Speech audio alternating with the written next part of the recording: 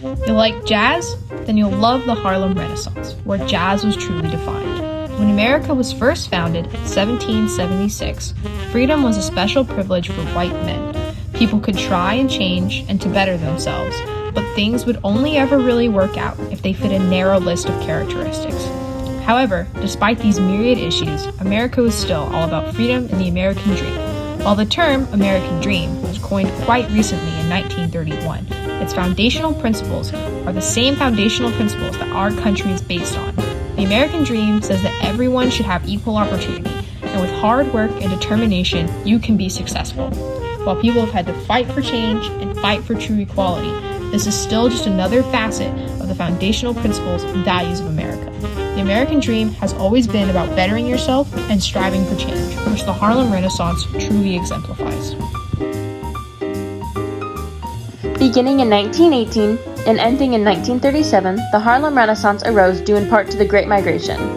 This upheaval occurred when black families moved north and west in great numbers, looking for new opportunities and liberation from the South.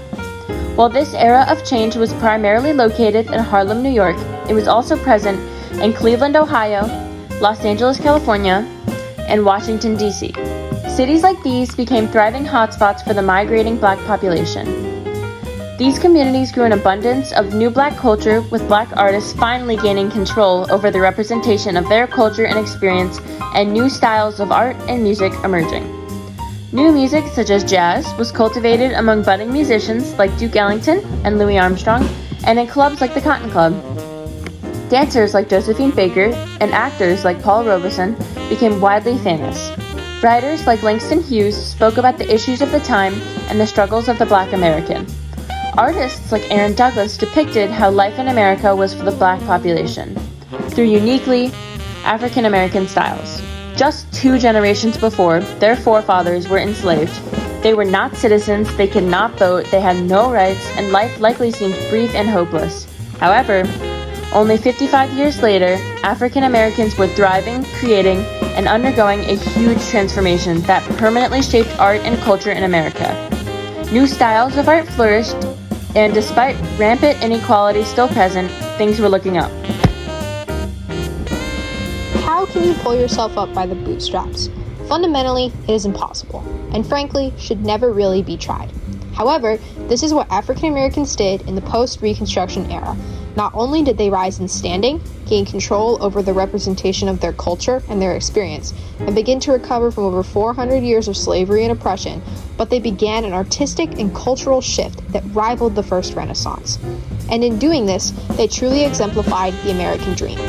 The American dream is defined by Merriam-Webster as a happy way of living that is thought of by many Americans as something that can be achieved by anyone in the U.S., especially by working hard and becoming successful. Basically, this means that anyone, regardless of race, gender, sexuality, or any other factors, can achieve success. Despite this, the past often had high barriers of entry for minorities, many of which would never be able to succeed under normal circumstances. The barrier preventing success was lowered by allowing black people access to more education, jobs, and individuality. This successfully reignited the American dream in African American cultures.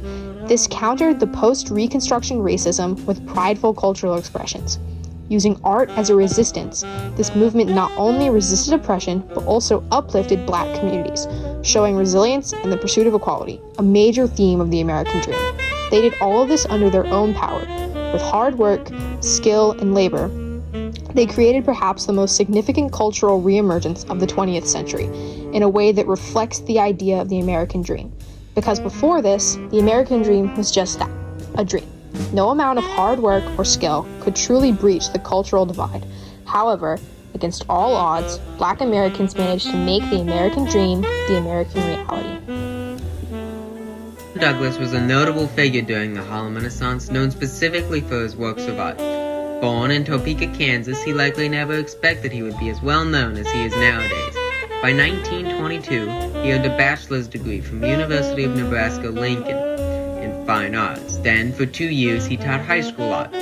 Anderson talks about how during this time he was interested in what was going on in the Harlem Renaissance, and stayed in the loop with The Crisis by NAACP, edited by W.E.B. Du Bois, and The Opportunity by National Urban League, edited by Charles S. Johnson. Finally, in 1924, he was asked by Johnson to go east and join in the Renaissance. Though he initially declined, by the end of the school year he accepted and moved to New York.